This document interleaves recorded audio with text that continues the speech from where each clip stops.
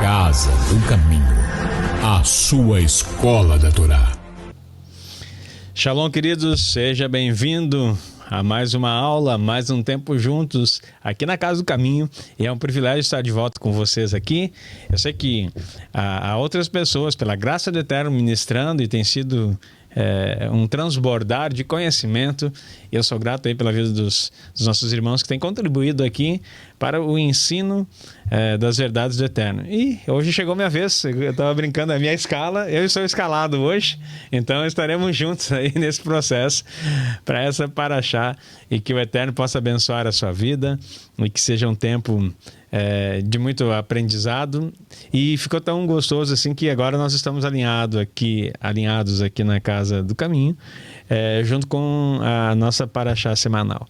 Então nós tomamos um banho de paraxá no Shabat, no domingo pela manhã e no domingo à noite, e como a palavra de Deus é inesgotável, porque nós falamos ontem, vamos falar hoje, e à noite vamos continuar falando ainda, e nós não vamos conseguir encerrar tudo aquilo que essa paraxá aí nos traz em novidades. O Espírito sempre traz coisas novas, e eu sei que ele vai trazer na sua vida hoje também. Ele vai movimentar muita coisa aí através desse estudo, e nós vamos poder cada dia mais crescer. Eu quero dar a bênção à Torá e orar com vocês, e daí nós vamos começar o nosso estudo então. Bendito és tu, Adonai, nosso Deus, Rei do Universo, que nos escolheu dentre todos os povos e nos outorgou a sua Torá. Bendito és tu, Adonai, que nos outorga a Torá. Amém. Amém. Pai, nós te louvamos por essa manhã, pela vida de cada um dos meus irmãos que aqui está, pela oportunidade de estarmos juntos para estudar a tua palavra, e que haja em nós a direção do teu Espírito, para que andamos em toda a verdade, segundo Yeshua HaMashiach, que o nosso entendimento se abra para receber do Senhor nesse tempo. Oramos em nome de Yeshua. Amém e amém. Amém, queridos. Vamos lá então. Olha só. Nós estamos na Paraxá Beshalach, uma jornada de transformação e fé. Queridos, por enquanto nós estamos alinhados com a Paraxá. Nós vamos fazer um ciclo aqui, tá? Na nossa escola. Depois que nós fizermos o ciclo, aí nós vamos trazer temas importantes aqui, que são de mais curiosidades, dúvidas que você possa ter, só para explicar o processo, né? Não é que a gente vai ficar sempre repetindo a Paraxá. Aqui é uma escola que traz para você da onde nós tiramos as coisas, aonde que nós aprofundamos. Então você vai entender que tem uma sequência anual que sempre vai ser repetida lá no Shabat, e claro que com a revelação do Espírito. Mas depois a Casa do Caminho vai ter também temas específicos de aprofundamento, e você vai ter essa oportunidade de cada dia aprender. Então não pense que no ano que vem vai ser de novo, no próximo ciclo, né? Vai ser de novo Paraxá. Não vai ser de novo a Paraxá dessa forma que nós estamos vendo. Vai ser aprofundamento e talvez, para você entender mais, uma elevação do nível. Vamos dizer que nós estamos aqui no Peshat agora. Por mais que nós temos algumas orientações até do nível Sod, mas nós estamos aqui no basicão e nós vamos crescendo. E se esse é o básico, meu irmão, eu fico pensando quando nós chegar no avançado aqui, né? A coisa vai ser linda. Mas é muito bom, porque a gente começa a crescer cada vez mais. Então vamos lá. Paraxá semanal Beshalach, que significa quando ele enviou, abrange os capítulos 13 e 17 a 17 e 16 do livro de Êxodo. Essa porção é um pilar na narrativa do povo de Israel, revelando profundos ensinamentos sobre a providência divina, a formação do caráter e a dependência do Eterno em meio às provações. A primeira LA. Então, a primeira LA, eu já expliquei o que é LA, né? A primeira subida, a primeira elevação de cada dia que nós vamos estudar aí. 13, 17 a 14, 8. O caminho divinamente orquestrado. A libertação do Egito não foi apenas um escape físico, foi um ato orquestrado com sabedoria divina. Quando o faraó permitiu a partida, o Eterno optou por não conduzir Israel pela rota mais curta, a terra dos filisteus. Vimos isso ontem também no culto de Shabat. Você vai se familiarizar, você vai ver que a gente está repetindo aqui muitas coisas e que vai começar a firmar na sua cabeça. Ó, já estou sabendo dessa história. Cada vez que eu ouvi falar sobre Bechalar, eu já sei qual é que é o acontecimento aí. Essa decisão estratégica visava proteger o povo. O encontro com a guerra poderia levá-los ao arrependimento e ao desejo de retornar à escravidão. Adicionalmente, havia um pacto antigo entre Abraão e os filisteus, e relatos de uma tribo de Efraim que havia sido atacada e cujos ossos espalhados poderiam desanimar os filhos de Israel. Há um midrash que fala, inclusive, que esses povos filisteus fizeram um muro com os ossos dos seus inimigos. Então, quando passava por lá, você ia ver a quantidade de ossos, e isso traria um pavor para quem estava recém sendo liberto do Egito. Então o Eterno estava poupando o seu povo disso. E esse pacto com Abraão também foi explicado que não era para ele passar por determinadas terras em determinados momentos.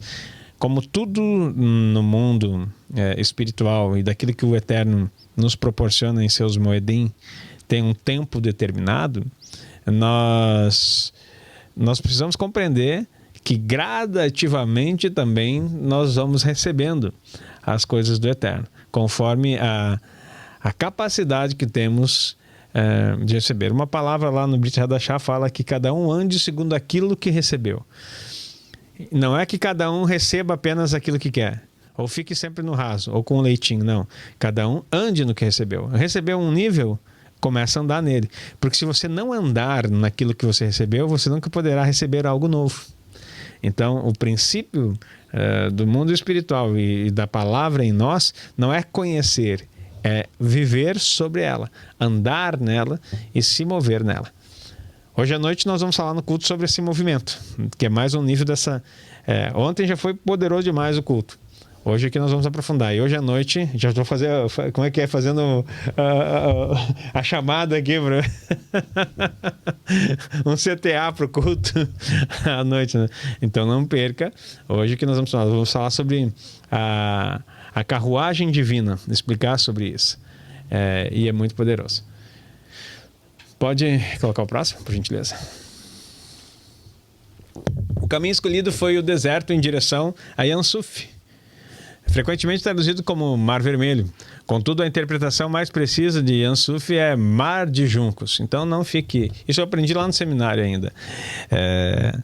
Que o nome não é vermelho, que o nome é Juncos, né? Israel falaram a mesma coisa, porque está escrito em hebraico assim. Mas foi traduzido, não sei porquê, os copistas na hora de escrever, escreveram Mar Vermelho.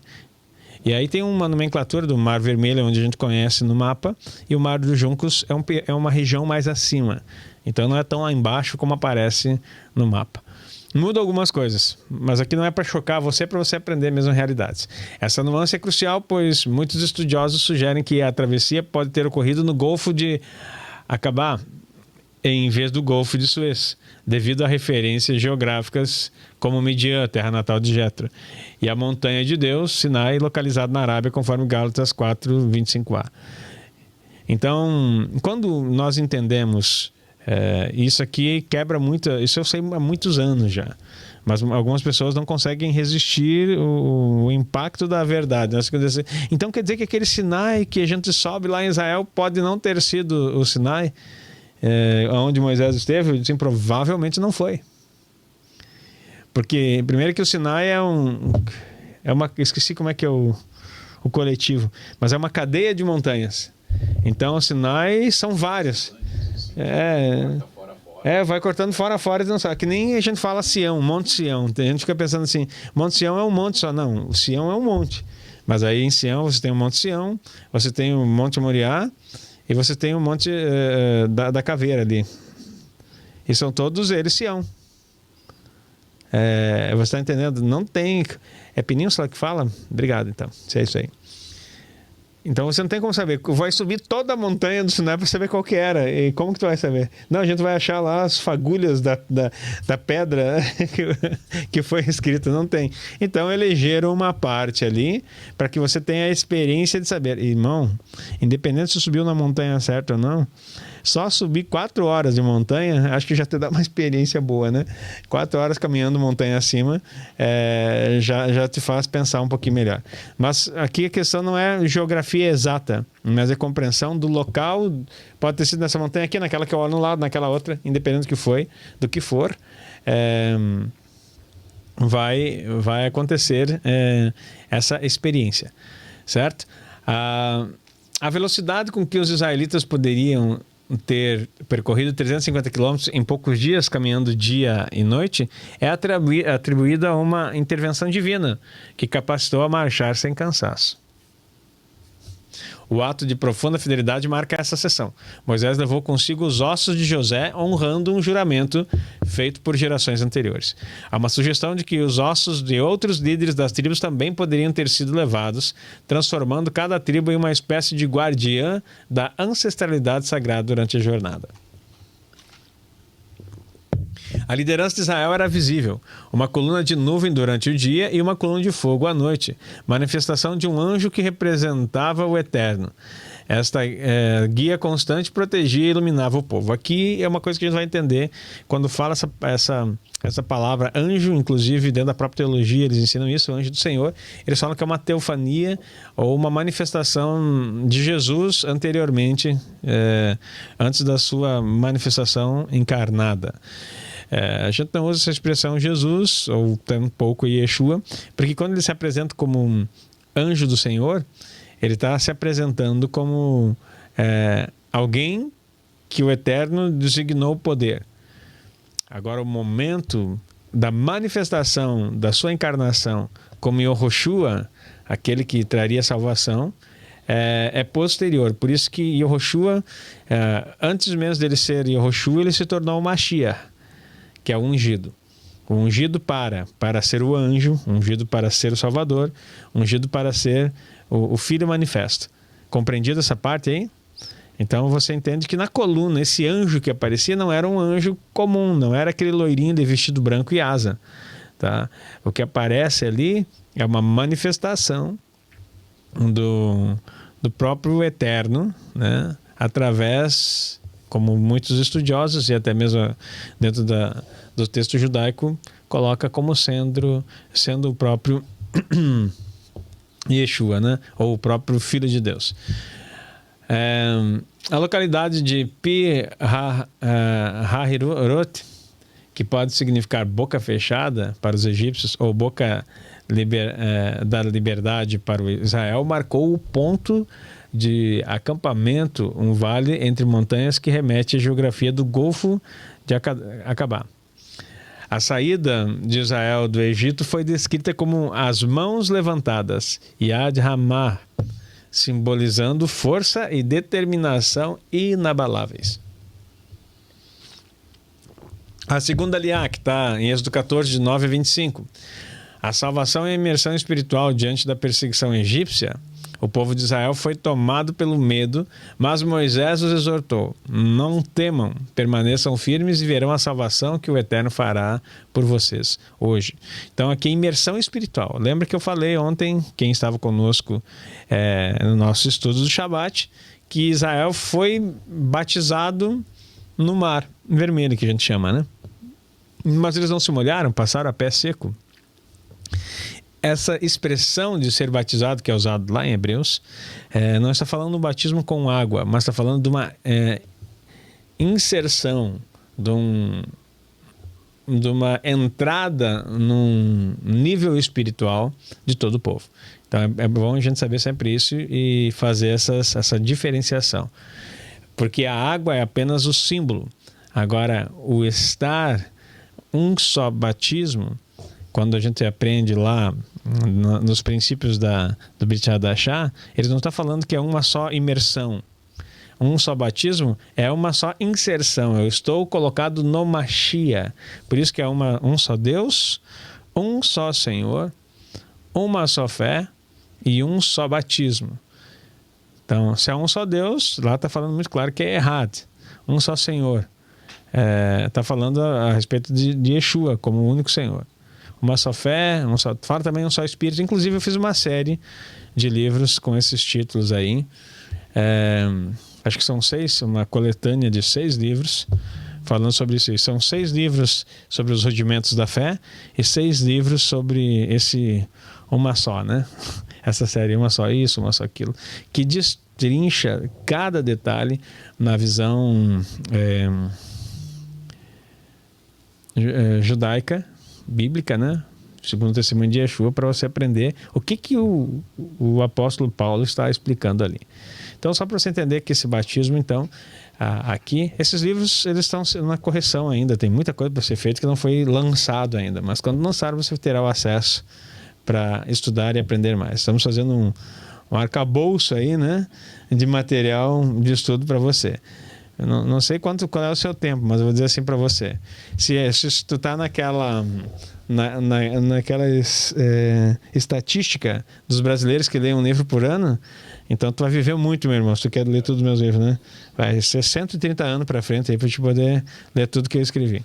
Agora, se tu tá na margem daqueles que é o geral no Brasil, daqueles que lê 4 livros, que são os hiper mega estudiosos que leem 4 livros no ano, aí talvez reduza um pouquinho aí para uns 3 vezes 4, de 40 anos tu consegue ler, então, todos os livros que eu escrevi. Agora, se tu tem fome de leitura e é daqueles mais atacados, assim, que lê um livro por semana, tu vai ler rapidinho.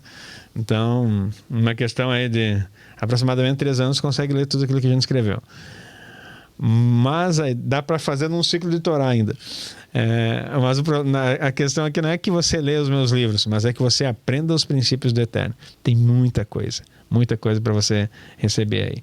Eu vejo assim, ó, o meu povo se perde por falta de conhecimento. Muitas pessoas desistem, queridos. Pega essa instrução aqui nessa manhã na escola.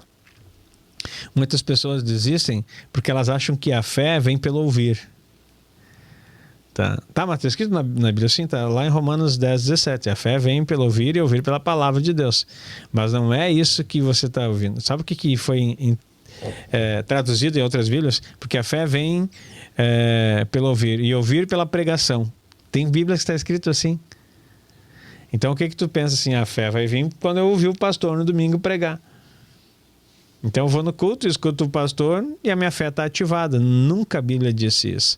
Então assim, o ouvir pela palavra do Eterno exige uma imersão diária para saber o que o Eterno falou. E se ele falou, eu preciso estar disposto a ouvir. O ouvir nesse aspecto que edifica a minha emuná, a minha fé verdadeira, não é ouvir alguém falando ou ouvir até a Bíblia sendo escutada em áudio. É ouvir, que dentro da conotação hebraica está ouvir, receber e obedecer. Tá? A tua fé só vai ser edificada quando você ouve, recebe a palavra e age sobre ela. Que é aquilo que está lá no Shema. Colocará na tua mente e na tua mão. Lembra? Serão por frontais nos teus olhos e na sua mão. O que ele está dizendo? Você vai memorizá-la e vai andar. Mão é ação. Vai fazer exatamente o que ela está mandando. Isso é fé. O resto é historinha para boi dormir. Então, muita gente que pensa aí que tem uma alta fé. Não, ele não tem fé. Ele tem uma alta religiosidade. Porque se ele não faz aquilo que a Bíblia ordena, não tem como de fato viver em fé. E Yeshua fala algo assim: por que me chamais de Senhor, Senhor, e não fazem o que eu vos mando? Ele só pode ser Senhor daquele que obedece e faz o que ele manda. E o que ele manda, eu nada falei de mim mesmo, mas tudo que o Pai me mandou falar, isso vos entreguei. O que o Pai mandou ele entregar? A Torá do Eterno. O que é? A palavra, a qual vem pelo ouvir e obedecer, que edifica a sua fé. Amém? Se tu não entendeu, tu vai poder voltar depois na gravação e escutar e anotar tudo que eu falei aqui, porque é muito profundo. Então, a palavra hebraica para a salvação, Yeshua, ressoa como o nome do Messias, Yeshua, significando ele salvará, indicando uma conexão profunda com a redenção futura. A travessia do Mar dos Juncos é vista como uma imersão ritualística. Teve lá um símbolo poderoso de morrer para a velha vida de dependência do Egito e do faraó e ressuscitar para uma nova vida sobre total dependência da autoridade eterna. Isso é batismo. Quer anotar aí? Pega esse parágrafo e faz um quadro e coloca na tua sala. Ó, o que é isso? Um simbolismo poderoso, morrer para a velha vida de dependência do Egito. O que é o Egito? É o ápice do movimento da sua inclinação para o mal. Fazer aquilo que a Yetzer Hará deseja. E está sob o comando do faraó. Quem é o arquétipo do faraó nesse sentido? Ra-Satã. O qual te aprisiona no teu próprio desejo de fazer aquilo que você quer. E ressuscitar para uma nova vida, sob total dependência da autoridade eterna. A autoridade eterna está na sua Torá, onde no Mashiach, através dele, Yeshua, nós podemos então estar sendo cada dia dominando a nossa Yetzer Hará, porque ela nunca vai sair de nós, porque Deus criou assim o homem com essa dualidade, não a dualidade grega direta, que é assim, mas no aspecto de equilíbrio, onde precisa ter o mal e o bem, não como coparticipantes, como pensa aquele símbolo yin yang oriental, onde uma parte dela é branca com pontinho preto e uma parte preta com pontinho branco. Não é essa mistura, que todo bem tem um pouco de mal e todo mal tem um pouco de bem. Não. O Eterno separa na dualidade hebraica a seguinte questão: mal é mal e bem é bem. Quem criou? Isaías 45 também fala, ele diz: eu crio o bem e o mal. Então ele fez essas duas coisas para trazer equilíbrio no cosmos e para que haja livre arbítrio, certo? Então eu sei o que é bem, eu sei o que é mal. Os dois estão juntos, não entrelaçados, mas divididos, para que ambos possam trazer o equilíbrio no mundo. Agora, Deus quer que haja mal na sua vida? Não, Ele colocou para equilibrar como se fosse uma balança com dois pesos. Mas a sua vontade tem que estar inclinada para a direita, é o que Ele fala. Porque o lado direito é o lado onde o bem prevalece. E o lado esquerdo é o lado onde o mal está, que é chamado outro lado. E não tem nada a ver aqui com política, queridos. Tá? Eu estou falando aqui no sentido de equilíbrio cósmico e da vida humana. Lado direito e lado esquerdo. Certo? Então isso é muito importante para você compreender esse simbolismo aí e crescer então a respeito disso. O batismo é sair do Egito, sair da tua própria vontade e do domínio do faraó, que te escraviza. Você é escravizado na sua vontade. E não é escravizado por coisas malignas, ruins que estão acontecendo apenas. É a tua vontade que te escraviza. Certo? A referência bíblica de Paulo, 1 Coríntios 10, de 1 a 4, ecoa essa ideia descrevendo Israel como sendo imerso em Moisés na nuvem e no mar, passando da autoridade do faraó para a de Moisés, que era o rei de Israel. Essa é uma prévia do batismo messiânico, onde a pessoa morre para a escravidão do pecado e ressuscita para uma nova vida sob a autoridade do Messias e do reino dos céus. No meio da noite, na vigília da manhã, entre 2 e 6, o Eterno interveio na coluna de fogo e nuvem, lançando confusão sobre o exército egípcio. Esse momento de caos foi crucial para o sucesso da travessia israelita.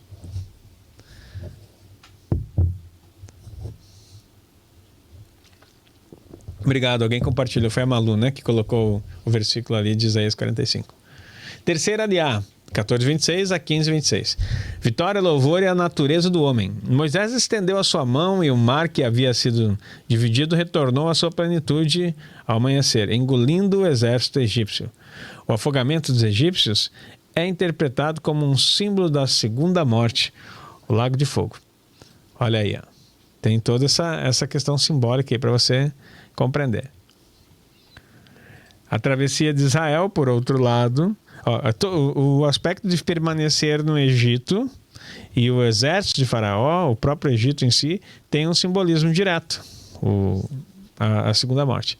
A travessia de Israel, por outro lado, é um dos maiores atos de fé da história, conforme Hebreus 11:29, mostrando que o caminho da fé é seguro, mas o do incrédulo leva ao afogamento.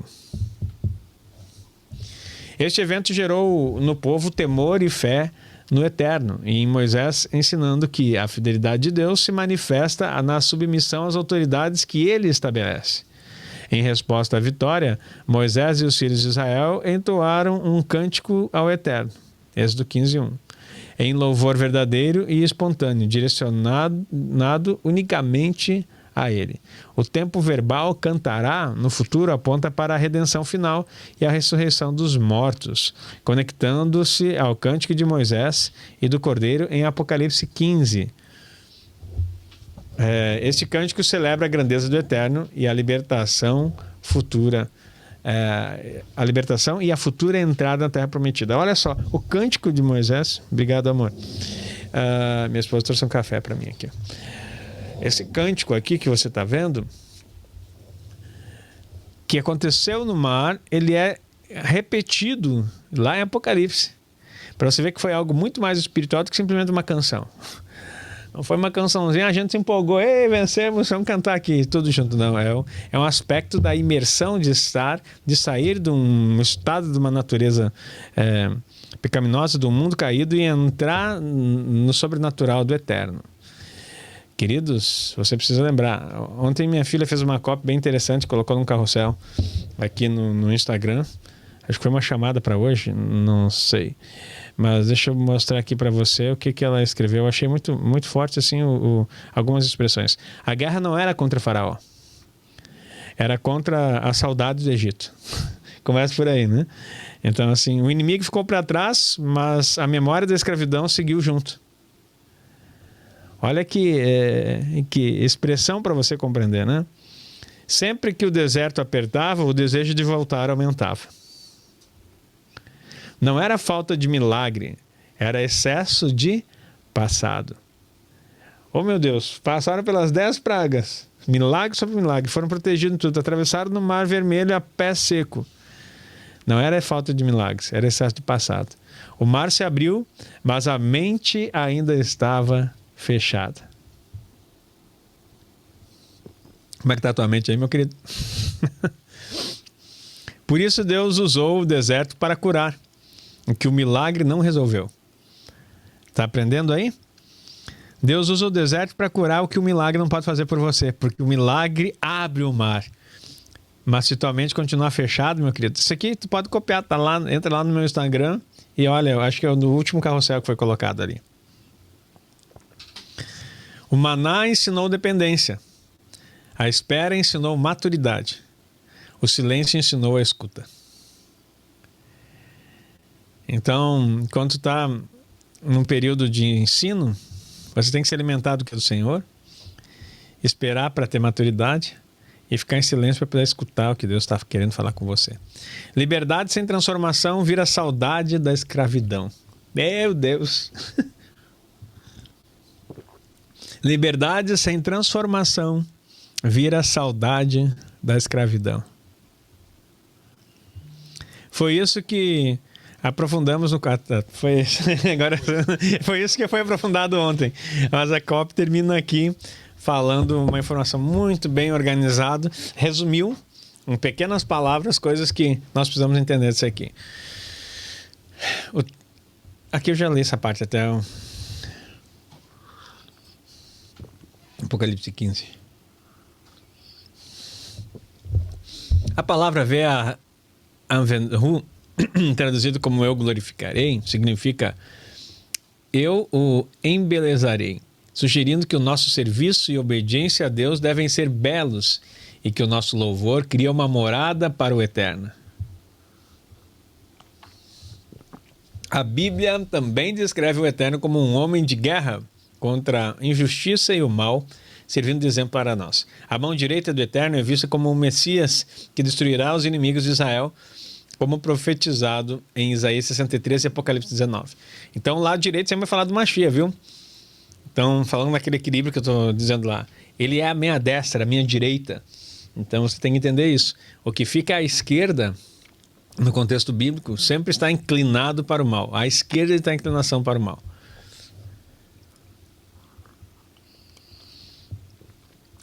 A expressão coração do mar, Êxodo 15:8, utiliza a palavra lev, que significa coração.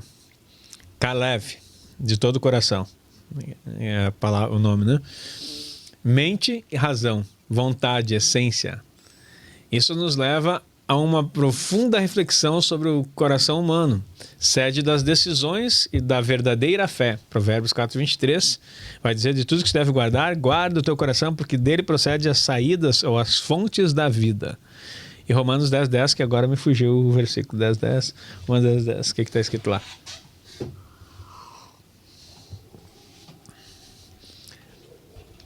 Aliá, aprofunda-se na constituição do ser humano, enquanto os egípcios perseguiam Israel com a intenção de saciar sua nefesh, alma natural, fôlego de vida, apetite, que é o que a gente chama nefesh, onde está aquilo que é chamado, no Brit de obras da carne, a carne. A carne, quando está falando, não está falando do corpo em si. Isso é uma doutrina greco-romana da filosofia, que fala que a carne, a matéria, para nada serve, né? Ele está falando aqui, não é a carne em si, porque preste atenção nisso, que isso é muito ensinado. Não me lembro se é docetismo, a doutrina. Faz dias que eu não... Me perdoa, queridos, eu tenho formação em filosofia, dei aula de filosofia, mas faz dias que eu não pego toda a filosofia, né? Faz 4 anos só que eu não pego filosofia e só pego o Torá. Então, assim, acho que eu estou esquecendo algumas coisas aí. Eu estou me libertando do... mas não que eu não posso saber. Tu achou já o versículo aí? Romanos 10:10. Visto que com o coração se crê para a justiça e com a boca se faz confissão para a salvação. Pronto. Visto que com o coração se crê para a justiça e com a boca se faz confissão para a salvação. Tá. Ah, sim, Romanos 10:9-10. Se com tua boca confessares ao Senhor e teu coração crês que Jesus ressuscitou dentre os mortos, será salvo. Porque com a boca se faz... Ah, tá. Agora baixou o download. Eu sabia que eu sabia. Só não estava lembrando. Então, olha só. Eu esqueci até do que eu estava falando, nós vamos voltar aqui. Tá falando sobre a carne, né? Essa questão do fôlego da vida, a alma, nefesh, esse nível, então, das coisas da filosofia que diz que a carne em si, a matéria, não presta. Não, nós não podemos cair nesse engano. Se o corpo não fosse importante, o Eterno não ia ressuscitar você. Então, o corpo é importante, sim. E ele vai ser glorificado, assim como o Mashiach. Agora, o apetite carnal, a alma mais baixa, tem um livro que a gente fala sobre os 5 níveis da alma. Você já leu? Indico para você. É de um autor aí que vocês conhecem, um tal de Agnaldo. Então pode pegar o livro lá e ler, que a gente fala os 5 níveis da alma. E o nível mais baixo, que chamam até a alma animalesca, que onde estão todos os instintos, vamos dizer assim, animais no ser humano, os quais ele deve controlar, se chama nefesh. Até a alma superior, né? A Bíblia distingue entre nefesh e neshama, a alma espiritual superior. Essa última é exclusiva do homem, um toque divino da criação. Então o homem também, por isso que na escola você aprende lá no princípio, eu pelo menos aprendi que a gente é animal racional, né? Eu ficava bravo com a professora e dizia assim: eu não sou animal. E às vezes dizia: sim, como tu é burro, não sei se você é um animal, o problema não é vocês, eu não sou. Eu sou imagem e semelhança de Deus. Riam da minha cara, assim: pode rir à vontade.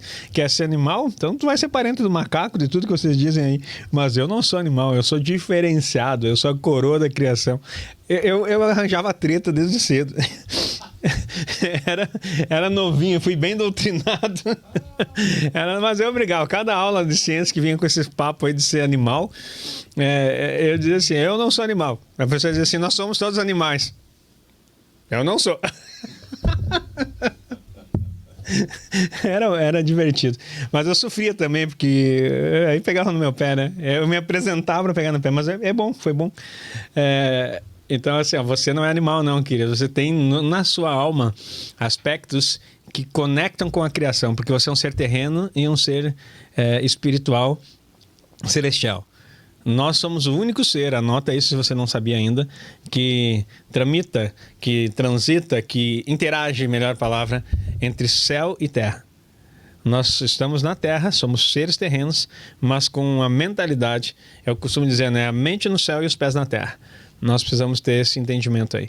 O céu não como lugar da sua habitação, mas como a conexão com o divino, com as coisas celestiais que manifestam na terra.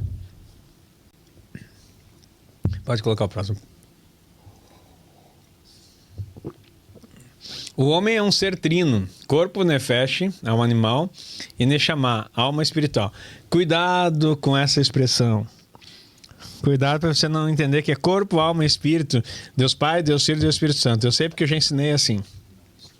Não mistura. Ele está dizendo que o homem é um ser trino. Ele possui um corpo, nefesh, alma animal, neshama, é alma espiritual. O que ele está querendo dizer? Nós temos um corpo. Olha como está diferenciado a nefesh do corpo. Já quebra aqui a doutrina filosófica que diz que o corpo é a carne e não serve para nada. Porque o corpo é o receptáculo. É o local onde o Eterno coloca em nós a nefesh. O que é a nefesh? O que quer dizer essa alma animal? A nefesh é essa alma que é gerada para o movimento, para a existência. Está entendendo o que quer dizer isso? Você se move... Alguém aqui já teve o privilégio de matar uma cobra? Eu nunca tive o privilégio de matar, porque sempre que eu chegava, alguém já tinha dado a primeira paulada, né? Mas minha mãe, quando a gente era pequena, assim, a mãe nunca vi, né? A mãe acho que tá aqui junto. Minha mãe era uma coisa fantástica de ver. Ela matava cobra coral, cobra caninana, aquelas cascavel, tudo assim. Ela chegava, pá! Às vezes ela pegava um pedacinho de madeira, assim, qual o tamanho do celular? Pá! E não tinha medo. Agora ela via uma pererequinha, essa ranzinha pequenininha, ela corria como se fosse um leão. Então fugia daquele negócio assim. E quando ela matava, ela tinha tanto pavor. Mãe, se tu tá aí, mãe, desculpa estar expondo aí, mas eu tenho que falar pra você. O teu coragem é a tua... Ela esquentava uma panela de água fervente que se estava no banheiro e matava o bicho, jogava assim, o bicho caía estirado. Aí depois ela pegava um rodo e batia em cima. Esmagava o bicho, daí ela ficava... Aí morreu. E a gente crescia com essa situação aí. Mas voltando aqui, tirando o exemplo, só contando pra você. Não, querido, foi um trauma. Eu me curei eu tinha um pavor desse bichinho que eu não podia ver. Se entrava num banheiro, eu não entrava no banheiro, porque minha mãe cresceu com essa situação, que ela teve passado uma experiência ruim também. E eu tinha um pavor. Até que um dia, lá ainda, logo quando a minha esposa estava grávida da Gabriela, eu cheguei em casa do trabalho. Deixa eu contar meu testemunho aqui, mano. Glorifica depois aí. Cheguei em casa. Quando eu fui chegar na porta, tinha uma perereca, mas um bichinho, aquela ranzinha pequenininha assim. Acho que dava um pouco tamanho do meu dedo, assim. E ela tava na porta. Daí ela olhou com aquele olhinho assim, ela mexe aquele papinho assim. Eu gelei. Eu disse assim, meu Deus do céu. Esse monstro. E eu sempre preferia ver uma cobra, meu irmão, do que ver aquele bicho. Terrível. Assustador. Aí eu voltei, saí do pátio, peguei... Eu não tinha carro nessa época, eu andava de bicicleta, tinha chegando no trabalho. Eu sempre vou dar uma volta. Daí quando eu saí pra fora, assim, peguei a bicicleta, aí veio com uma voz assim, pois é, e quando tu tiver tua filha, e esse monstro aparecer no banheiro, quem que vai defender ela? Eu disse, meu Deus... Deus, quase que eu chamo o Chapolin Colorado, né? Alguma coisa dessa espécie. E agora quem poderá nos defender? Larguei a bicicleta e fui lá. E daí foi um tratamento de cura ali, né? Assim, eu sou maior que ela. Queridos, parece piada isso. Vencendo aqui os medos. Eu sou maior que ela é só uma ranzinha, ela tá mais assustada que eu. Daí foi indo. E daí quando eu chegava mais perto, cada vez eu gelava mais, meu irmão. Daí, de repente, daí eu voltei umas 3 vezes, assim. De repente eu olhei e disse assim, meu Deus, isso aqui é um bichinho. Daí fui lá, peguei o bicho. Ela abriu as perninhas assim, ficou daquele jeito estaqueado. Eu peguei na barriguinha dela, aquele papinho faltando. Parecia que ia ter um infarto, coitado do bichinho. Daí eu olhei assim, peguei ela, olhei aqui. Eu morava no lado da casa da minha mãe. Sabe o que eu fiz? Eu fui lá, bati na porta. Mãe, vocês não se assustem, deixa eu só te mostrar o que eu peguei aqui. E mostrei pra ela. A minha mãe quase teve um negócio. Branqueou, assim. Parecia que eu tava segurando uma sucuri na mão, né? Que ia me engolir, né? E daí ela disse assim, mãe, é só uma ranzinha. Ela não faz nada. E daí a mãe disse, tá bom, filho, tá bom. E eu fui no outro lado da rua. Tinha um pátio de um terreno do colégio, era uma escola agrícola. E aí tinha uma horta, assim, uma cerca. Lá no Pedro II. Larguei o bichinho. Quando eu larguei, esse bicho assim, parecia que assim, faltou ele levantar as mãos pro céu, assim, graças a Deus, esse maluco não me matou. E daí assim, ela saiu pulando, feliz da vida. E a partir daquilo ali, queridos, eu vou dizer assim, ó, eu não amo, não me venha trazer ela, não me dê de presente, não fique me mostrando assim, eu evito ela assim, porque nós não temos assim uma boa afinidade, a gente não ficou íntimo, né? Eu perdoei ela por ela ser esse monstro, mas assim, não tem. Aí, daí quanto sapo apareceu essa semana... Uma semana antes de eu viajar aqui, início de janeiro, deu uma chuvarada ali, aqui no Rio Grande do Sul, e aí eu fui botar o carro pra dentro e quando eu vi assim uma coisa, parece uma pedra no meio da garagem assim, ali no lado assim, meu Deus, quem botou essa pedra aqui? Quando eu cheguei perto era um sapo maior que essa xícara aqui, meu irmão, assim, maior que uma caneca, um boladinho assim, olhou pra mim, né? Ele só fala que assim, não te creio, eu não vou esmagar isso aqui. Daí eu peguei ele, era pesado, daí eu peguei a vassoura e assim, vamos lá acompanhar, vamos. Fui varrendo ele, e daí ele tentava voltar e eu botei dele, larguei ele lá fora. E tá bem tranquilo. O que tem a ver isso aí com a Paraxá? Não tem nada a ver, queridos. Mas o que eu quero dizer assim, ó, enfrente os seus medos. Cure seus traumas. Deixa o teu passado para trás. Mas o teu passado para trás não muda sem enfrentamento. Você precisa compreender que se você não enfrentar aquilo que te paralisa, você vai ficar sempre parado. Na fé, queridos, tem muita gente, quando é impactado por uma palavra, a sua rasinha interior traz o pânico. E você não consegue avançar. Tem gente deixando de abrir as portas da vida, como eu estava fazendo lá, porque aquilo que te assusta está no ladinho lá. E no fim é inofensivo. Nós precisamos avançar. O que está te paralisando hoje? E não está deixando você sair do Egito? Não está fazendo, mesmo no meio dos milagres de Deus, não está abrindo tua mentalidade para que você possa compreender.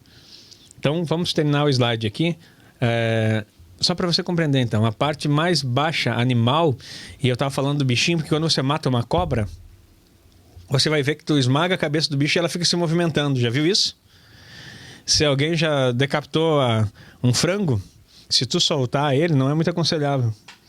Ele sai correndo e fica andando um tempo sem cabeça. E você vai dizer assim, tá, mas o que está acontecendo ali? São os movimentos, não me lembro se é espasmos que eles falam, muscular, que até que ele até se move. E todo esse movimento se chama nefesh. É a parte animalesca que move o corpo de todo animal. Quando Eclesiastes fala, essa informação importante aqui, quando Eclesiastes fala, queridos, que quando a pessoa morre, o corpo volta ao pó e o espírito vai para Deus que o deu, ele não está falando do espírito como voltando para Deus ou indo morar no céu. Ele está falando que o sopro de vida do Eterno, que faz você entrar em movimento de toda a criação, seja animal, volta para Deus. Porque quando Deus soprou, Ele depositou na sua criação o sopro de vida. É o espírito de vida, que em nós se manifesta como a parte mais baixa, como sendo aquilo que dá vida em movimento. Certo? Tá, mas não tem um outro sopro que é o Ruach? Também faz parte dessa composição. Mas está distinguindo então o que é a vida animalesca? É o sopro do Eterno que nos traz movimento, sejamos nós homens ou sejam os animais. Todos se movem pela vida e são sustentados pelo Espírito do Eterno. Compreendido isso? Ruach, Espírito, também é parte dessa composição. A sua saída do corpo leva à morte. Então, o Espírito da vida que volta para Deus, quando esse Espírito sai, também leva à morte. Mas está entendendo que há uma implicação aqui distinta. Um é o fôlego da vida, que é o Espírito que Deus deu, e o outro, ele, nesse mesmo sopro, forma um movimento no corpo. Tá bom? A redenção do Messias implica uma nova criação, transformando o coração e na ressurreição o corpo para a imortalidade. A saída do Egito é a primeira redenção, prenunciando a redenção final de Israel e de todas as nações. Jeremias 16, 14 e 15. Esta redenção é descrita como uma compra, cujo preço é o sangue do Cordeiro. Isso está lá em 1 Pedro 1, 18 e 19. Miriam profetiza, liderou, quase não sei eu aqui, embaralhou aqui, né? Liderou as mulheres em cânticos e danças, demonstrando que a profecia se manifesta em inspiração e alegria.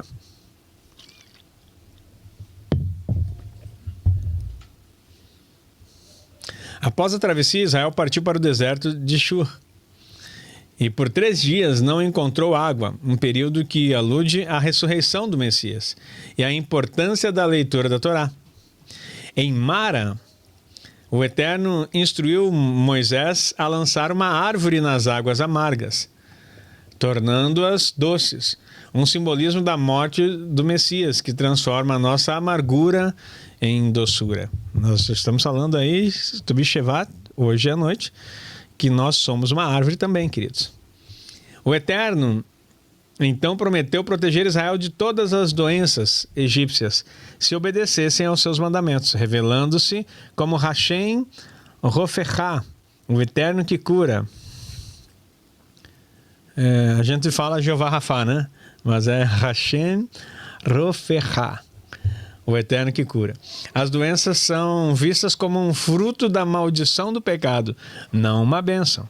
E o Messias veio para levar nossas enfermidades, Isaías 53, 4 a 5, garantindo cura como parte da aliança divina.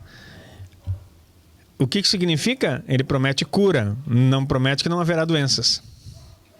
Tá? Isso você precisa entender. Haverá doenças. E muitas das doenças são por causa que nós quebramos os mandamentos do Eterno. E não estou dizendo que é porque eu não cumpro os 10 mandamentos, não. Estou dizendo assim, são coisas que... excessos, coisas que nós não deveríamos comer, comemos. E que está muito explícito na palavra e a gente continua insistindo. A gente gosta de comer, a gente gosta de um docinho, a gente gosta de uma farinha... eu não posso, não, porque eu tenho alergia, mas assim, o exagero de massas e coisa e tal. A gente gosta de coisa salgada, o gaúcho gosta disso também. É bem que a gente usa aqui em casa o sal... O sal aquele que não tem problema, né? Que não tem... Oi? Mossoró, né? Que é... Aí, fiz a propaganda aqui agora. Depois patrocina nós, hein? Mas é um sal bom mesmo. Então, que não traz problema de pressão arterial e tudo mais. Mas assim, ó, então tem que cuidar. Esses cuidados que nós temos que organizar aí na vida. E que vão trazer doenças. Hipertensão, excesso de sal também, uma das questões. Então, se nós nos cuidássemos da nossa alimentação de uma forma certa, muitas doenças seriam evitadas, né? E como a gente não cuida disso, a gente acaba... Até a própria obesidade, por mais que eu sei que o que é o sofrimento da obesidade, que eu passo por esse período há um tempo, desde que houve uma disfunção por causa do glúten no meu intestino, que eu sempre fui atleta, né? Que eles lembram que eu fui militar. E daí alguém mas todo mundo depois que envelhece engorda. Não significa envelhecer e engordar. Eu nunca me preparei para ficar com sobrepeso, mas devido que houve uma lesão no meu... Olha como isso é sério. Por causa do glúten, metade do meu intestino delgado, que é onde é feita a absorção da alimentação, ele ficou bloqueado, como se tivesse uma capa de como se tivesse plastificado, e ele não absorve os nutrientes necessários. E daí ele fica sempre numa guerra ali, tentando equilibrar o organismo. Então tu fica assim, de momentos que tu emagrece rápido, no momento que tu engorda. Eu me lembro que uma vez eu fui procurar era uma nutróloga. Acho que era nutróloga. E ela deu uma... Não me lembro agora se era... Enfim, uma especialista nessa área. E ela disse, Aguinaldo, eu não sei mais o que tirar. Tu só tá comendo alface. Se só tá comendo... Se eu tirar mais coisas aqui, tu vai definhar. Porque eu queria emagrecer, perder aquela situação. Então, olha como desregula o nosso corpo, até mesmo na questão de algo que eu não sabia, que por tantos anos me fez mal e eu comia sem saber que era a questão do glúten. Então, quando Deus traz cura para nós, aí hoje em dia, eu fiz o exame no ano passado, 2020... Não, 2024. Eu fiz a revisão, que fechou 10 anos. E assim, o glúten reduziu, eu era alérgico até de uma situação de colocar na pele. Mas isso regrediu tanto, queridos, que parece que eu tô com a doença celíaca incubada. Ela não se manifesta. A contaminação cruzada, se não for excessiva, que é aquela questão de que está fazendo um macarrão, tira a colher e mexe no arroz, antes se fizesse isso já me fazia mal. Se acontecer acidentalmente, eu não vou me sentir mal mais. A contaminação cruzada. Agora eu não posso comer todo dia contaminação cruzada, que daí eu vou ativar. Aí muitas pessoas até disseram assim, apóstolo, que bênção, olha só, o senhor pode, vamos para um rodízio de pizza. Eu disse, não, jamais. Vamos comer um pãozinho, pelo menos o pão da ceia, o pão da ralá. Não. Porque se eu voltar a comer, eu vou ativar todo o processo de novo. Entenda. Há coisas na sua vida que Deus ministra que valem como cura. Eu gostaria muito de ser curado, mas eu fiz o exame e não curou, regrediu. E eles disseram, é como se você, o médico então não sabia dizer, tu era um extremo alérgico ao glúten. E agora parece que você não tem problema com glúten.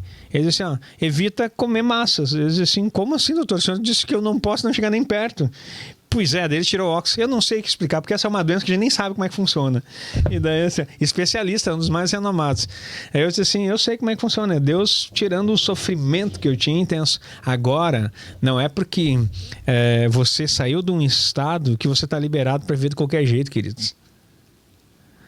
A palavra de Yeshua sempre é válida para você. Vai e não peques mais para que não suceda coisa pior. Ele estabeleceu minha vida? Eu não posso voltar, porque vai suceder coisa pior. O médico disse que se eu não tivesse descoberto, eu ia ter desenvolvido um câncer. Queridos, não sabem o que é isso. 5 anos, talvez você saiba, mas digo assim, essa sensação. Eu não posso dizer que você não sabe, talvez você já passou e venceu, glória a Deus por isso. Mas assim, você chegar numa sensação e ter que fazer biópsia do intestino por 5 anos consecutivos. Tu fazia o exame, biópsia do intestino, para ver se não estava desenvolvendo um câncer. Até que foi dado... Ninguém sabia, eu não estou contando agora, que depois de 10 anos que disseram, tá tudo ok, regrediu, tá ótimo. Então, 5 anos fazendo biópsia, para ver se não estava com câncer. De tão forte que é a lesão no intestino. E aí eu vou dizer o quê? Não, glória a Deus, agora vamos lá pro rodízio de pizza, comer calabresa. Querido, não dá. Tá entendendo como é que é o processo? E quando Deus faz as coisas na sua vida, você tem que entender, né? A quarta aliá, Elim, Maná e a murmuração. A jornada prosseguiu para Elim, um oásis com 12 nascentes de água e 70 palmeiras. Não precisa nem dizer que isso aí é totalmente profético, né? Essas fontes representam as 12 tribos de Israel, que provém água, vida, para 70 nações da terra, simbolizado pelas palmeiras associadas à festa de Sukkot e aos justos. Salmo 92, 12a. Então, essas 70 palmeiras e 12 fontes está falando de Israel. Aconteceu. Mas esse número, esse aspecto de manifestação está falando da função das 12 tribos com a Torá e as nações. Fora disso, não tem plano divino. O plano divino está cercado em Israel para alimentar o mundo, as nações. Tanto que até hoje, você pode colocar o próximo slide, até hoje se tem lá, a gente fala, inclusive nós temos um grupo de intercessão chamado Atalaias, que o Eterno disse que levantaria atalaias sobre os muros, que não parassem de orar por Jerusalém, até que ela fosse colocada como motivo de glória entre as nações novamente. E vai acontecer. Não tem como substituir, não tem como dizer que é nós. Não é nós somos colaboradores, participantes, co-herdeiros em Yeshua HaMashiach. De Elim o povo seguiu para o deserto de Sim, onde o maná começou a cair no 16º dia do 2º mês, um domingo, no primeiro dia da semana. Essa data comparada à ressurreição do Messias, que é pão do céu, a fonte de vida eterna. Agora não vai pensar aqui que ele ressuscitou no domingo de manhã, como foi aquela história. Não. Ele ressuscitou para o primeiro dia, ele se tornou cabeça. Eu já expliquei isso aqui para vocês, tem um vídeo até que a gente fala exatamente. Lembrando que a viração do dia é às 18 horas. O sábado, para nós, a partir das 18 horas, já é domingo. Tá? Só para você entender dentro do pensamento hebraico, né? No entanto, o povo de Israel murmurou contra Moisés e Arão por falta de alimento. O Eterno permitiu essa escassez para humilhá-los e testá-los, ensinando que o homem não vive apenas de pão, mas de toda a palavra que sai da boca de Deus. Deuteronômios 8, 2, 3. Tu achava que era versinho de Yeshua, né? Ah, que inspirador, né? O que ele falou? Ele citou a Torá. Então, por que você ficou sem pão no deserto? Para humilhar e ensinar uma lição para vocês. Nem só de pão vive o homem. O que Yeshua estava fazendo? Estava 40 dias no deserto. O diabo tenta ele com pedra e diz assim, não, está escrito, nem só de pão vive o homem, mas de toda a palavra que sai da boca de Deus. Se tu acha que Yeshua não ensinou Torá, tu tá por fora. Porque ele não só ensinou como viveu, citou e ampliou, porque ele é o Mashiach. O Eterno prometeu fazer chover pão do céu, o maná, que era coletado diariamente, exceto no Shabat. Além do maná, codornizes foram enviadas à tarde, oferecendo carne. Essa provisão de carne à tarde e pão pela manhã tem implicações messiânicas, ecoando a morte do Messias entre as duas tardes e a sua ressurreição pela manhã, trazendo satisfação plena. Quinta liá. Maná, Shabat e limites. A revelação sobre o maná se aprofunda. Ele caía entre duas camadas de orvalho, uma por baixo e outra por cima, protegendo. Essa prática levou à tradição judaica de cobrir os pães do Shabat com uma toalha branca, em memória dessa proteção divina. O nome maná deriva da pergunta manhu, o que é isso? Pois o povo não sabia o que era. Então, na hora que eles pediram pão, eles acharam que iam cair o pão francês, né? Aqui no Rio Grande do Sul é uma graça, o pessoal chega aqui e não sabe, né? E o gaúcho às vezes fica mal quando sai daqui. Aqui o pão francês, alguns chamam pão de sal, em outras regiões aqui a gente chama de cacetinho. Caso do tamanho, né? Então, o pessoal imaginava que ia cair pão francês, né? E eles iam pegar a bacia assim e ficar esperando e ia cair pão do céu. Não, era uma semente semelhante à semente do coentro, que ele tinha que ser preparado, poderia ser comido puro. Ele tinha um sabor que lembrava mel. Só que ele também ele deveria ser moído, processado, todo aquele sistema e feito o pão através dele. Então, tu pegava um homer, que era a medida que o Eterno deu para colher o maná. Então, tu colhia uma semente sobre a palavra, que se a família fosse grande, não ia faltar. Se a família fosse pequena, não ia sobrar. Havia milagre até nessa distribuição. Na sexta-feira, pegava 2 homers, 2 medidas, para que você guardasse para o Shabat. Se guardasse no outro dia, ele apodrecia. Ele virava bicho e fedia. Então tem muitos significados simbólicos e poderosos. Um deles eu falei no Shabat ontem, você pode assistir lá.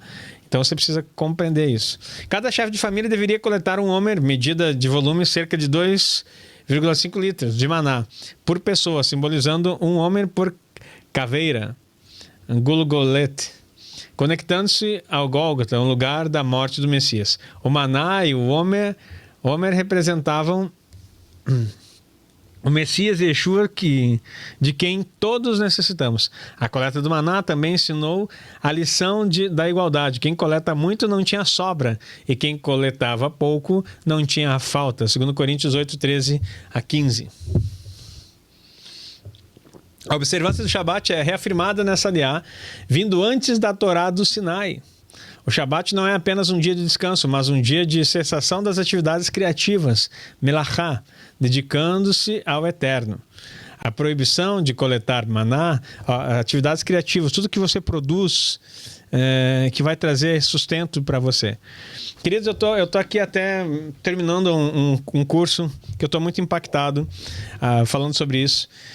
Não sei se eu vou abrir, mas vou falar para você. Se você tiver interesse, você pode chamar também, porque eu não vou fazer copy de venda, porque é um assunto muito delicado que as pessoas não conseguem compreender isso.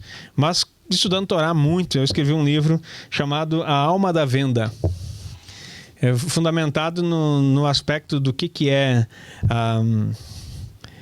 a venda em si, segundo a Torá e segundo o entendimento do Zohar na Kabbalah. Profundo, poderosíssimo. E a gente tem que entender que a nossa vida, em tudo que nós fizemos, nós temos que vender. Tudo que você faz é venda.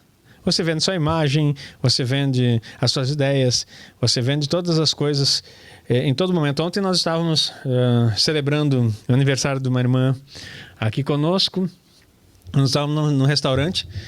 E aí eu cheguei lá e comentei assim rapidinho, né, sobre isso com outra pessoa. Eu disse assim, vocês comeram aqui, né? Vocês vão pagar por essa comida? O pessoal riu, sim. Venda. Alguém vendeu comida para você comprou. Quando você está comendo, diz assim, não pode, eu produzo na terra. Ok, tu produziu na terra, a semente veio da onde? Alguém vendeu para você. O que vem do nada é isso, né? É mato. Então, todas as coisas estão envolvidas no processo de venda. E o que menos nós aprendemos... Isso foi uma pequena imersão que eu tive lá nos Estados Unidos, né? Uma micro imersão agora na saída para lá. Tudo que nós fizemos na nossa vida é venda. Quem não sabe se vender não consegue sobreviver no mundo que o Eterno fez. Princípio judaico atrelado aqui. O interessante é que eu estava lá com o Rabino, eu estive visitando a Yeshiva, e aí estava eu e o meu amigo, o melhor no português correto, o meu amigo e eu, e nós chegamos na sinagoga e ele assim, sejam bem-vindos. E montou, vocês tomam um café? E nós, sim, tomamos. A esposa dele veio e colocou a mesa assim e botou as xícaras dela assim. Ele falou para ela, não, essa mesa é pequena, vamos pegar uma mesa maior para poder botar mais algumas coisinhas aqui para eles comerem também. E daí ele pegou uma mesa que não tem aqui no Brasil. É uma mesa toda fechada em plástico, assim, bem bonita. Tem uns modelos parecidos aqui, mas aquela lá não tem. Daí ele abriu a mesa, montou, colocou assim, rapidinho. Daí ele olhou e disse assim, vocês tinham que vender essa mesa aqui no Brasil. Porque pegar uma representação para vender no Brasil, porque essa mesa não existe lá para vender. Aí quando eu olhei, eu comecei a rir. Eu não aguentei e comecei a rir. Daí o Elinho, que estava comigo, o meu amigo, olhou para mim, o Rabino olhou para mim assim, Rabino, que bom o senhor falar isso, porque por isso que eu gosto da mentalidade judaica. Ninguém está falando de dinheiro aqui, ninguém está falando de nada. Mas o primeiro contato, a primeira palavra que o Senhor fala para nós aqui é vocês têm que vender isso aqui no Brasil. Por quê? Porque quem tem a mentalidade da Torá, a mentalidade judaica, vê negócio em tudo para prosperidade. Qualquer coisa que você movimenta... Eu me lembro que quando eu estudava artes marciais, eles falavam, né, que dentro do ninjitsu há um princípio que fala que o ninja, quando entra num ambiente, ele tem que pensar em 5 maneiras de matar uma pessoa. Em qualquer ambiente que ele entrar. Se ele entrar num banheiro e só tem papel higiênico e sabonete, ele tem que pensar em 5 maneiras de matar uma pessoa com papel higiênico e sabonete. É um treinamento de alta violência para quem faz esse tipo de curso. Nós não somos parte do ninjitsu, nem de nada dessas coisas, mas digo assim, e se cada um de nós tivesse uma mente de Torá, e em todo ambiente que entrasse você pensasse em 5 maneiras de salvar alguém através do seu serviço e daquilo que você faz. O dia que essa chave mudar, você nunca mais vai se queixar de coisas financeiras e de faltas, porque a mente criativa que Deus te dá, ela é produtiva para isso. Ele abençoará a obra das suas mãos. Feliz será e tudo irá bem. É esse tipo de ação que para no Shabat. Essa mente criativa. Então nós paramos e só confiamos que Ele vai nos carregar de ideias, vai nos carregar de soluções para que no próximo dia da semana a gente já possa avançar com muitas ideias. Não ideias vazias, mas ideias com práticas para que a gente possa, nesse mundo, vender e ter soluções. Aprenda isso, nós nunca ganhamos dinheiro, nós fazemos dinheiro. Anota aí. Quem ganha dinheiro é mendigo. O próprio Yeshua, ele mesmo vendeu o seu próprio ministério no sentido de fala. Ele não curava e não dizia assim, vá, mas não fale para ninguém. A cópia bem feita, né? As pessoas saíam e iam falando. Então, assim, aprenda isso. Quem tem medo de vender, vergonha, ele tem um problema na sua vida que ele precisa de cura. Porque ir por todo mundo e pregar o evangelho, o que é? Não, mas é de graça. Não, querido, tu não entendeu nada. A graça é o que nos capacita a espalhar. Cada vez que você prega uma mensagem, o povo que escuta e é receptivo recebeu de você uma entrega poderosa. Você vendou. A vendou vem da palavra de vendar, né? Eu costumo dizer que vender é tirar a venda, para que as pessoas possam ver as possibilidades que elas têm. Isso é mais judaico no pensamento. Amém, queridos? Então, se alguém se interessa, e é da área, não vem aqui, meu irmão, dizer assim, pronto, apóstolo agora vai dar uma curso de vendas, vão tudo enricar, né? Vão ganhar dinheiro porque vão aprender a vender. Não. Se você acha que trabalha nessa área, você tem um comércio, você nunca estudou sobre venda, mas continua vendendo, chama depois a equipe aí e diz assim, eu quero aprender sobre venda. Eu vou fazer esse treinamento aí e vai ser importante para você que deseja fazer isso aí. O que tem a ver isso aí com a nossa paraxá, com o ensino de agora, que o descanso é a cessação das atividades criativas. Por que nós não cessamos das atividades criativas? Porque a maioria de nós nem criatividade mais tem. Há pessoas que entraram num ritmo, uma frequência de repetição, que eles não conseguem nem ser criativos mais. Eles estão apenas no automático. Quem trabalha no automático sem capacidade de criar, está no Egito. E você não percebeu, você é um escravo do sistema.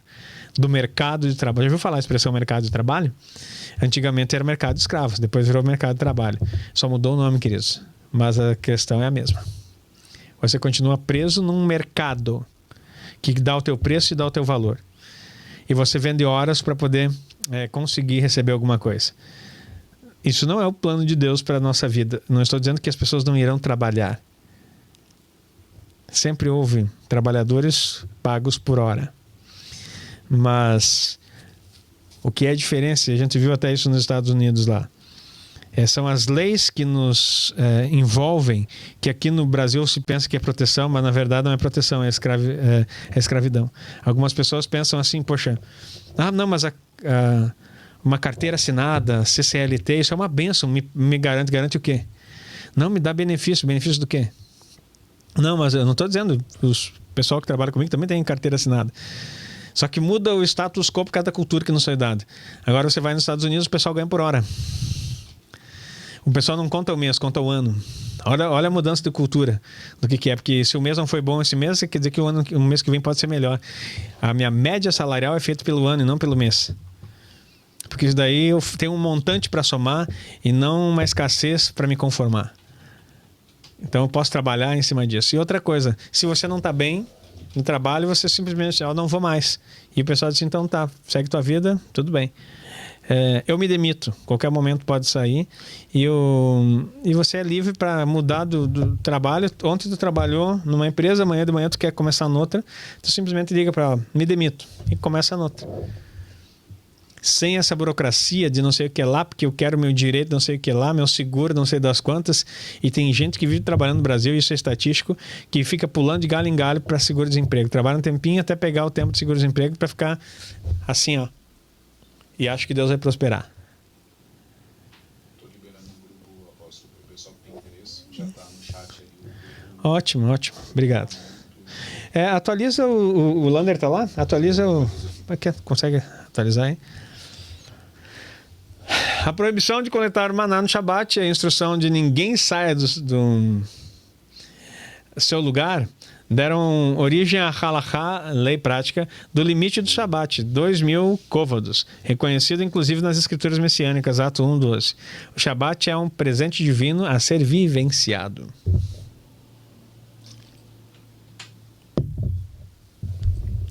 Sexta liá, o maná como testemunho.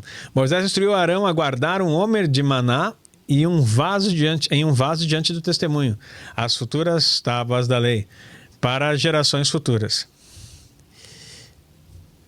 Que profundo isso aqui, né? O maná entrou na arca antes da Torá. Por quê? Porque em Deuteronômio a gente sabe que nem só de pão vive o homem, mas da palavra. A manifestação da palavra. Isso conecta o maná ao testemunho divino e ao testemunho interior no coração do crente que sabe ser filho de Deus. 1 João 5, 10 a 12. Este maná guardado, o pão da vida, está intrinsecamente ligado ao testemunho de Yeshua, que é o espírito de profecia. É interessante que o maná que foi guardado na Arca da Aliança nunca apodreceu. É o pão da vida.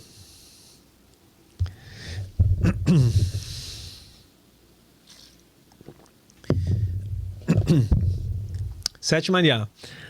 A rocha, a contenda e o inimigo Amaleque. Novamente o povo contendeu com Moisés por água, tentando o Eterno.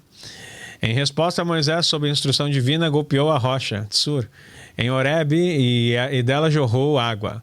Essa rocha simboliza o Messias, 1 Coríntios 10, 4, que foi golpeado uma vez para prover vida. A distinção é importante. O Messias foi ferido uma vez, Êxodo 17, 6. E não deve ser golpeado novamente. Tentar recrucificá-lo torna o arrependimento impossível. Hebreus 6, 4, 6. O lugar foi chamado de Massá, teste, e Merivá, contenda, com um aviso contra a incredulidade, Salmo 95.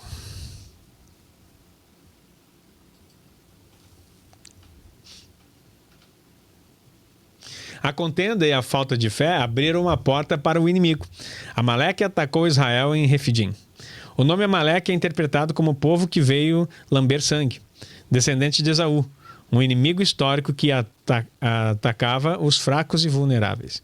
Este evento serve como um lembrete de que quando o povo questiona a presença de Deus ou murmura, o inimigo externo e interno pode encontrar uma brecha para atacar. Olha como isso é importante. A história de Amaleque sublinha a importância da fé e da unidade na proteção divina.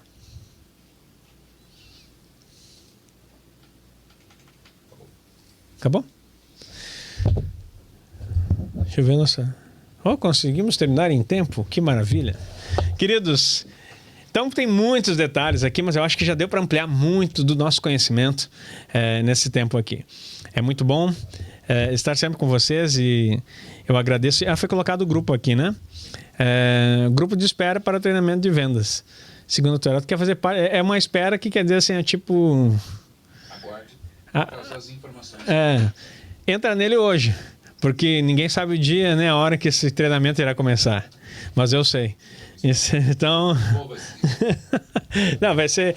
Eu já estou com ele montado para passar aqui para minha equipe. Então, se você quiser fazer parte, nós vamos colocar ali para você as informações. Mas começa segunda-feira, tá? É só para... Qual segunda? De amanhã. Amanhã. Amanhã à tarde, provavelmente vai ser. Se tu tem interesse em participar... mas eu não vou poder... participar ao vivo, alguma coisa assim, a gente vai dar um jeito aqui de gravar as explicações e você vai ter acesso de qualquer forma. Então, não se preocupe em ter a presença participando ao vivo, mas se você tem interesse nisso, tá aí a oportunidade para você. Queridos, foi muito bom passar esse tempo com vocês, instruindo que você possa crescer. Não perca o culto de hoje à noite, que vai ter mais uns aspectos poderosos dessa paraxá. E nós vamos estar, vamos dizer assim, manifestando na nossa vida tudo que ela carrega para a nossa transformação. Pode ser visitante nesse grupo, eu não entendi, Wagner, pode me explicar melhor o que você quer dizer ser visitante ou alguém de fora, tipo assim? A ideia nossa é colocar aqui... No grupo de vendas, se é pessoas de fora da igreja que de repente não tem algum contato. Não, seu genro pode ser assim, tá? Pode ser, se a família ali pode chamar assim, tá? Amém, queridos? Então, a ideia é para abençoar vocês. Porque o que tem a ver vendas com o Torá? Tudo, meu irmão. Tudo tem a ver, porque o Eterno quer prosperar. Tem coisas que estão guardadas em você que você nem sabe. O potencial... Vou terminar com essa fala aqui. O potencial de sustento, de provisão que Deus colocou não está no outro, está em você. A maioria das pessoas espera alguém para salvar a sua vida. A marinha faz um treinamento, o exército também, ele te joga na água. E você vai ter que nadar. Ninguém vai te salvar. Tu bebe um pouco... Na minha experiência foi no frio. Foi no açude no inverno. Meu irmão, parecia que o meu pulmão ia sair pela... Eu puxava a ar, não conseguia beber tanta água daquele açude, ainda bem que não estava contaminado. Mas tive que sair nadando, queridos. Ninguém vai te salvar. Toda a riqueza Deus depositou em você. Tesouros em um vaso de barro. Tesouros do conhecimento. Então, deixa Deus te usar, meu irmão. Dá lugar, como diz o pentecostal. Porque você está procurando nos outros aquilo que já está dentro de você. A capacidade de gerar e de mudar a situação não está no outro. Está em você. Por quê? Porque nós carregamos a coisa mais preciosa que Deus fez. A Torá no coração. E a Torá resolve todas as coisas. Alguém não perdeu. No sábado nós terminamos a nossa vez, nós já estava... Não, no exército assim, meu irmão, ninguém desconfiou. No exército eu tinha coturno, né? Eu estava preparado. Quantos eu esmaguei assim, chegava... Ninguém via, né? Deixa eu confessar aqui, ó. Com aquela... Eu parecia o Homem de Ferro, né? Quando eu botava a farda do exército, eu me blindava de tudo, não tinha medo de nada. Era o Rambo, né? Deixa eu orar contigo aqui, queridos. Pai, muito obrigado por esse tempo de aprendizado, de compartilhar, pela vida dos meus irmãos, pela comunhão que temos, pela liberdade também que temos de rir, brincar, sorrir e saber que o Senhor está guardando e nos ensinando em cada gesto e em cada ação. Que essa palavra explicada, ensinada, possa encontrar um lugar no coração dos teus filhos e uma prática nas suas ações. E que eles sejam extremamente abençoados. Abre os olhos, ó Deus, do teu povo, para que cada dia possa ver e enxergar as maravilhas da tua Torá e possam ser curados, restaurados e prosperarem debaixo da tua mão. A bênção do Senhor que enriquece e não acrescenta dores seja a visitação constante na mente daquele, ó Deus, que guarda a tua Torá. Eu abençoo eles em nome de Yeshua. Amém. E amém. Amém, queridos. Muito obrigado pelo seu tempo. Um beijo no seu coração. Shalom, shalom. A Casa do Caminho. A sua escola da Torá.